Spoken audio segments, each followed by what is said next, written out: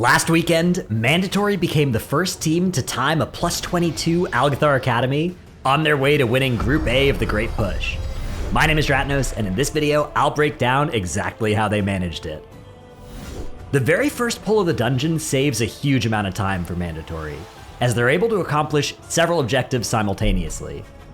With careful pathing, Hopeful and Skylarked are able to aggro all 3 packs of plants while avoiding the 2 Skitterfly packs, which is important because only the plants need to die to spawn the Overgrown Ancient boss, and the Skitterflies will ruin everything if pulled. The team takes the Wind Bridge up, and after a few moments the plants will teleport, or snap, onto Hopeful, who activates Ice Block preemptively to survive until Skylark can get threat on everything. Meanwhile, Maystein goes on an adventure to help solve another problem. There are a bunch of birds that need to get killed to spawn Crawth, but they are extremely inefficient to fight by themselves. Unfortunately, the air bridges are out until the Guardian Elemental is killed, so he gets over with a hover and a glide until he's close enough to get picked up and put in the Crawth arena. He then tags the pack and uses Time Spiral to get an extra hover charge, plus Ward of Faceless Ire to survive an auto attack or 2. Then uses 2 hover charges to get close enough to use the Wurnstone he set up to teleport back to mode on the Guardian Elemental's platform.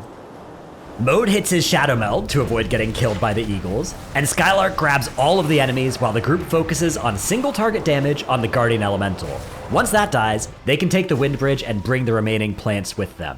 This pull is a massive time save, as it simultaneously gets a bunch of count and progresses not 1, but 2 boss spawn sequences, which helps give Mandatory the extra timer that they'll need to complete the key at this absurdly high level. The next hard part of the dungeon is Crawth, which requires massive defensives to survive the later Deafening Screech casts. Luckily, once those defensives run out, it's possible to use Line of Sight to avoid damage, but it's a bit tricky. You need to be out of line of sight when the boss starts rather than ends the cast, as Mandatory show here. The other important part of Mandatory's strategy on this boss is optimizing the damage taken increase triggered by the Fire Goal. They make sure to line this up with the 2-minute mark of the fight, right as all of their cooldowns are being used. After Crawth goes down, the next challenge is a massive pull featuring 2 Arcane Ravagers and a bunch of Foragers.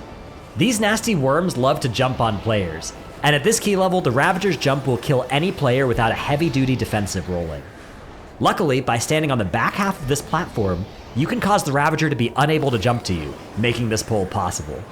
Up next is a pull we lovingly refer to as a Vengeance DH Special, as these 3 packs are full of casters that the incredible utility suite of the Demon Hunter lines up perfectly against.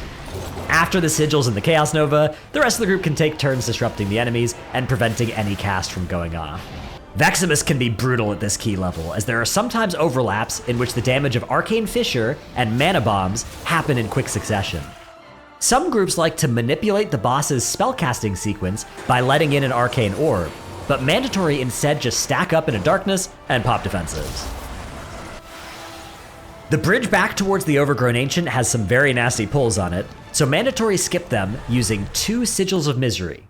When enemies are CC'd by this, and by most CC, they will get in combat with the DH, the first person to walk near them, but they won't get in combat with anyone else unless that person heals or buffs the DH.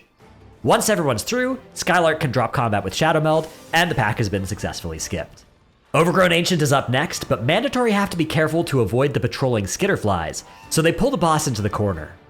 When the first Ancient branch is spawned, Mandatory bait it at range, and then use Landslide to keep it over there. Normally, you need to focus the branch down to use its death to clear the bleed on everyone, but Mandatory have 2 Stone Forms and a Cauterizing Flame to clear 3 of the 5 bleeds. They can then wait until the second branch spawns to kill the first one, instantly clearing all of the bleeds and letting them permanently be 1 step ahead of what would otherwise be a lot of incoming damage. Before the last boss, Mandatory have 1 last massive pull to handle. This pull includes some dangerous Invokers, which cast Arcane Missiles, but interestingly, these enemies will only cast their missiles on targets that are in front of them, so Mandatory quickly group up all of the enemies and have Skylark tank the pack facing away from the rest of the group to avoid damage going on squishier targets. Once almost everything's dead, they grab a little bit more trash and head into the last boss. One of these mobs, the Ethereal Restorer, is mind-controlled by Stove, which lets it cast Celestial Shield on players, giving them massively increased haste. With all of these optimizations and tactics, Mandatory eventually finished the dungeon with 0 deaths and less than a minute to spare, showing just how impressive their accomplishment was. We hope you've enjoyed this video. Make sure you tune in from July 12th to 14th for Group B, where 3 more teams will join Mandatory, Madge, and Pedros per Hour in the Great Push's Global Finals, which starts on July 19th.